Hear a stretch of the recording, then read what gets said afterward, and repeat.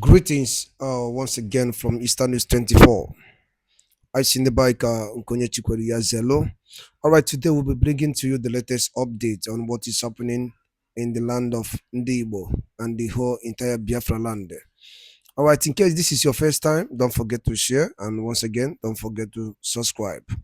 All right, this news is according to the Biafran activist Wetala Bozi, as he quotes, breaking news, a massive celebration in the whole Biafra land as Finland government has shown love to Biafran Prime Minister Mazi Simon Ekpa after all things, as he said to reunite with family and friends. Hear the news in details. Ebomona genti oya masim ka tontina na nrifa wana ewoke wali ikwu n'iru akwụkwọ n'ụbọchị uruchi nke taa because wetara ya bụ ozi ị ga-esi ya react ya and kwuo uche gị na comment section gbasara maka ihe ndị a niile wetara anyị. Over to you, sir. To reunite with his family members and loved ones. In this video briefing, we'll have an exciting news and update coming from Aloy Ejimako, who happens to be the senior legal advisor to Nnamdi Kanu. This man came up just a couple of hours back to give us exciting info regarding the whereabouts of Mazi.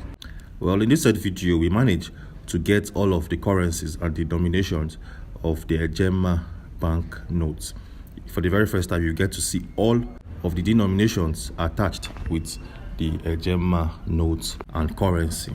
Well, interestingly, in this video briefing, we have a rather very surprising update coming from an individual, a lady who claims to be the sister of Simon, a man held in Kilamakoski Correctional Center. Yes, just in case you don't know, a couple of days back, a lady stepped forward in Finland and she claimed to be the younger sister to Simon, and she also tried to sign different documentations and files on his behalf. The question here is, who is this lady? How is she related to Simon? And where have she been all these years? All of that questions will be answered in this particular video briefing. Moving on swiftly, we also received a suspicious article or tweet coming from the son of Nasir El-Rufai. Just in case you don't know, Bashar El-Rufai happens to be the son of Nasir El-Rufai, and he came up to say some things about Peter Obi regarding the next presidential elections, and we feel like this whole thing is suspicious and very fishy in nature. We shall be discussing that news article still.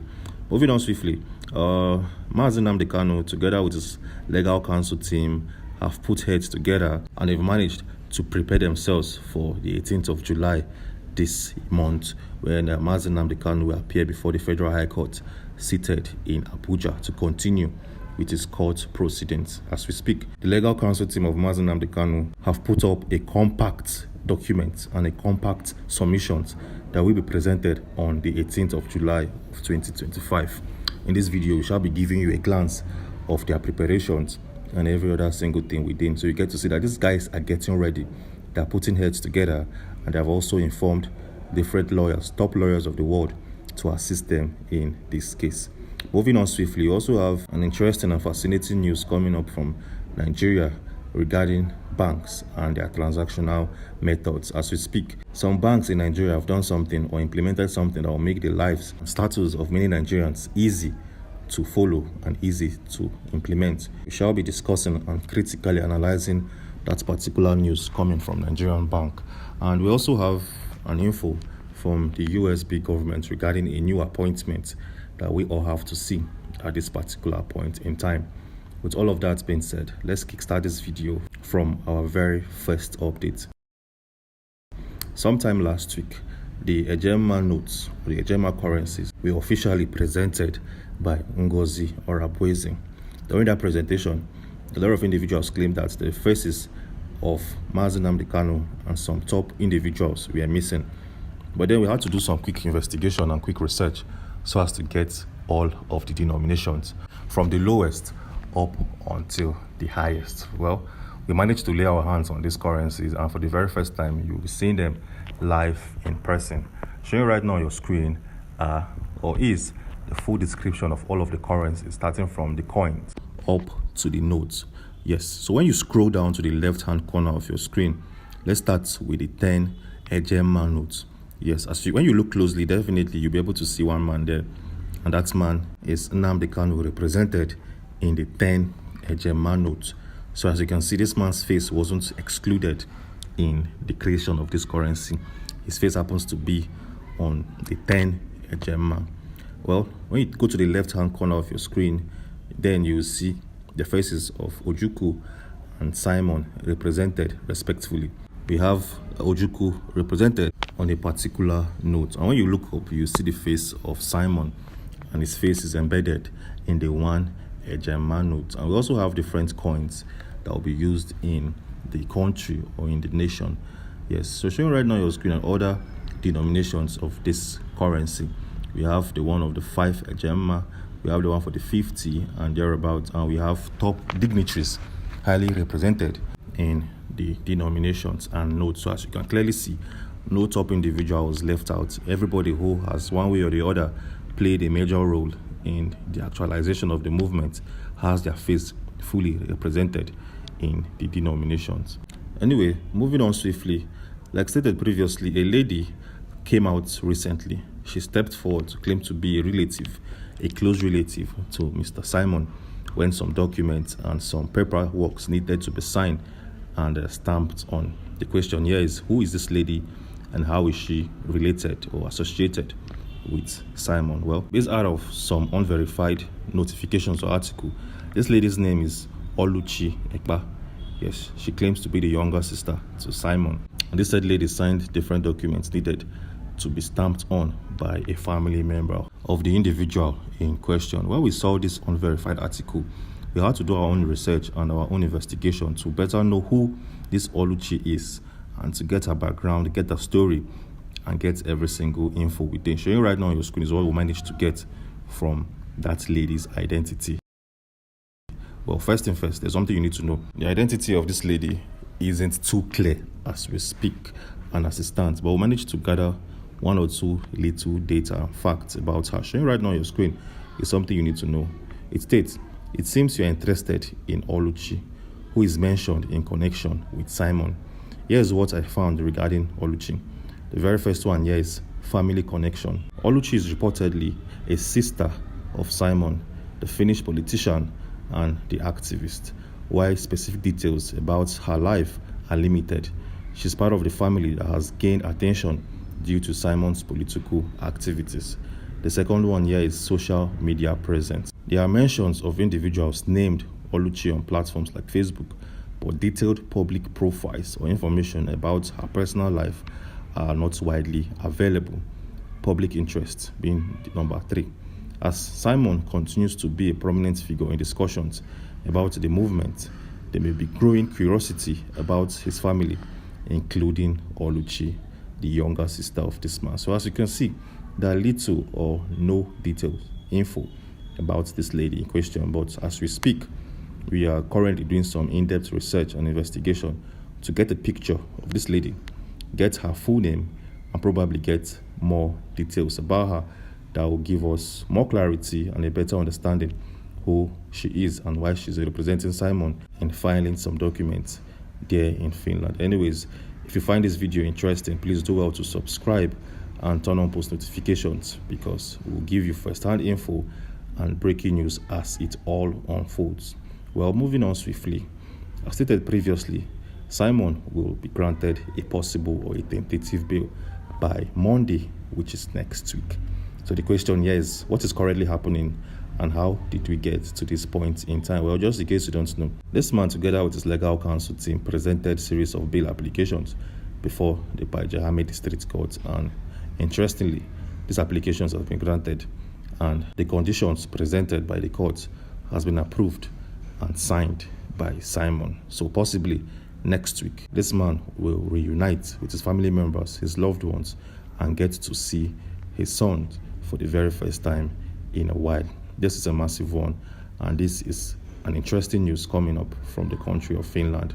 Well, moving on swiftly, we also have an interesting one too, coming from the country of Nigeria regarding the case of Mazi Nnamdi Kanu. Yes, just in case you don't know, this man showing right now on your screen have spent 4 years in the DSS facility, and as we speak, his time in that center is coming to an end. his time in that DSS custody is coming to an end. And that is why all of his legal counsel team, his lawyers, his advisors have been sitting up at this particular point in time. Yes, 20 hours ago, Aloy Ejimako, his senior legal advisor, posted an interesting article on his Twitter page to give individuals and supporters of this man clarity regarding the ongoing case and how it will possibly play out. Showing right now on your screen is what this man had to say. First thing first, he claimed that every single day of the week is always at the DSS center trying to access Nnamdi Kanu. Showing right now on your screen is this tweet. On the tweet, I just exited from seeing Mazi Nnamdi Kanu. For those that asked me, I go there 6 days of every week, 3 days to submit the letter of visitation and another 3 days to conduct the visitations on Mondays, Wednesdays and Fridays. It is tough, but we are together. And just in case you don't understand what he's trying to say, he is always at the DSS facility 6 days of the week. Yes, except for Sundays. 6 days of the week, this man, Aloy, is always at the DSS facility. The very first day, he goes there to file a possible visitation permit. And if granted, the next day he visits. So in a nutshell, Aloy visits Nnamdi Kanu in DSS facility on Mondays, Wednesdays and Fridays of every single week, so as to heighten their legal presentation and also to put Mazi Nnamdi Kanu in a good shape, in a perfect shape, so that by 18th of this month, he will be ready mentally, physically, spiritually to face the Federal High Court in Abuja. In that said note, Aloy Ejimako also presented something interesting that Mazi Nnamdi Kanu said or reacted when he got the news that a Kenyan court has granted him a 20 million Kenyan shillings in damages. Yes. So Aloy Ejimako visited Mazi Nnamdi Kanu recently to inform him about the situation and how he has become or came out victorious in a Kenyan court. Showing right now on your screen is the exact words coming from Aloy. It states, and I quote, "Rising from today's visitation, Mazi Nnamdi Kanu took the opportunity to hail his lawyers and siblings for the stunning victory from Kenya.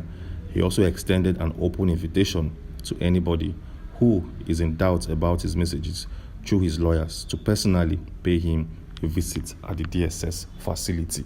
Yes, as you can clearly see, Mazi Nnamdi Kanu is saying that if you don't trust the statement my lawyers are presenting to you on their official and verified social media platforms, please do well to visit me so that you can get first-hand info for yourself at this particular point in time. Why is Nnamdi Kanu possibly saying something like this? Well, we know last week Aloy Ejimako came out he posted a video on his page where we could see three top lawyers of Nnamdi Kanu making a speech stating that Nnamdi Kanu wants the people of the USB to respect the orders coming from Ima Powerful, a faceless individual. After Aloy Ejimako made that post, a lot of individuals reacted, criticized, and showed all levels of disbelief to that video, claiming that only if Nnamdi Kanu comes out openly and makes such statements, that is when people will respect it. But at this particular point in time, Aloy Ejimako is saying that if you don't believe whatever I tell you that is coming from Mazi himself, do well to file for a possible pass, visit him in the DSS facility, and get first-hand info for yourselves and for every single person around you. But we all know it's not so easy. It's almost impossible for an unknown individual to file or ask for a possible visitation at the DSS facility. No individual would want to even go close to that facility because we know how the DSS operates. So asking individuals to go there, ask for a permit, get a license, and visit Mazi, it's almost an impossible request or an impossible obligation to fulfill at this particular point in time.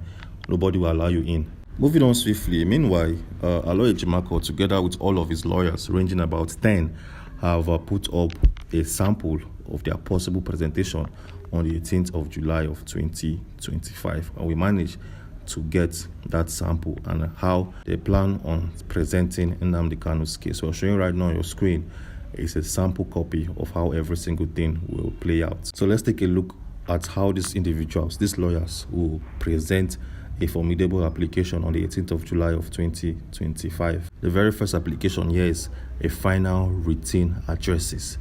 They are preparing detailed legal briefs to be filed and read into the record on the 18th of July, meaning that they are preparing a final briefing to the courts, to the presiding judge, that will be read and also recorded in the court session. The next is strategic reviews. The defense is reviewing all prosecution filings, transcripts, and exhibits, especially since cross-examination ended with key witness implosions. And the third year is legal positioning. Based on the prosecution's last witness collapsing under cross-exam, the defense is expected to argue a no-case submission, asserting the prosecution failed to establish a prima false case. And the next is coordination. Senior advocates on his team are likely coordinating the best legal approach for oral adoption in court. So these are the 4 different keynotes and key points that the lawyers representing Mazi Nnamdi Kanu in the courts of law will follow. That is their blueprint, and that is how the case will be presented. Anyways, moving on swiftly, we'll have a good news coming from Nigeria for the very first time in a long time. As we speak, some banks in the country has done something that the former president of Nigeria stopped. What is that thing, and how will it benefit individuals? So we'll take a look at this publication coming from the Cable. It states, and I quote, "After years of suspension, Nigerian banks resume international transactions on Naira cards." Well, just in case you don't understand, some banks in Nigeria have officially resumed payment using your ATM card, your debit card. Yes, we all know that previously you cannot use your ATM card to pay for international goods, to pay for goods and services in the international world. You need to get a dollar card or use other e-commerce or fintech apps. At this particular point in time, going forward, you'll be able to use your ATM card to pay for goods or buy goods in Amazon, pay for goods and services in PayPal and other world transactional apps. This is a massive one, and this will go a long way to make the lives of Nigerians easy and to make transacting very, very peaceful and smooth. Well, we have an interesting news and updates coming from the body of the USB. As we speak, there's a new appointment. Yes, the USB has appointed an individual that will head the newly commissioned embassy-like structure in that country. Well, showing right now on your screen is a tweet coming from the government page. It states, "Appointment of the United States of Biafra head of mission in Vietnam by the Deputy Prime Minister." And attached is a document clearly written that new appointment for the USB of mission Vietnam. You can pause this part of the video to read up and understand, but we can clearly see the USB seal, the flag, and also the signature of Ngozi Orabueze to make this appointment solid, make it an official appointment. This is a massive one. Anyways, to wrap things off, we received a shocking and a surprising update coming from the son of El-Rufai. Yes, we all know that the son of El-Rufai, in the person of Bashir El-Rufai, this man showing right now on your screen, have never been a supporter of Peter Obi. This man, over the past couple of years, has heavily criticized Peter Obi in all way, shape, or form. He has criticized him to the left, right, center. Like, he has openly criticized Peter Obi and made him feel like he's not good enough to be a leader. But yesterday, this man came up to say something that nobody was expecting at this particular point in time. Showing right now on your screen is a tweet coming from the official page of Bashir El-Rufai, the son of Nasir El-Rufai. They state, and I quote, "When other so-called activists and influencers were violating their own loyalties to those that helped them become who they are now, everyone argued we are allowed to change our views with new information. Oh yeah, me too, my view don't change. Say Obi, inshallah." And this, like I said, is from the son of El-Rufai. So what's the context of this whole tweet? Well, just in case you don't know, El-Rufai, Rotimi Amechi, Peter Obi, Atiku Abubakar, and some other political leaders in the country are trying to form a new coalition, a coalition that is being pre-planned to kick Bola Tinubu out of presidency come 2027. And this new political party will be known as the ADC. And just in case you don't know, Peter Obi happens to be one of the most strongest and formidable politicians there. And that is why the son of Bashir El-Rufai now is now calling and raining praises on Peter Obi and saying that he's the man for the job, he's the man we all should go with, he's the man that will definitely change the country. This is just a pure statement and a pure trait of a politician in the country. These people don't have a permanent friend or a permanent enemy. What remains permanent is their interest and in their view. So this isn't too surprising for someone like me. This was forthcoming over the past couple of weeks. Well, to wrap things off, just in case you haven't seen the court proceeding where Simon was possibly granted a tentative bail, just in case you haven't seen every single thing discussed in that court and the conversations had, we have a video on this channel that will give you a clear, distinctive, and absolute follow-up. Ndị be anyị ngwadalụ line nụ dịka unu si wee na-esola anyị n'iru akwụkwọ n'ihe nke anyị na-eme na Eastern News 24. Ka efi were ikwu gbasịta maka ya bụ ife ndị a niile nọ n'iru akwụkwọ n'ụbọchị uhuruchi nke taa. Ka efi wee ikwu gbasịta maka ya bụ ife drọpụrụ ife iche n'ụdị nke gị ngwa nke mesịa na ụmụnne m.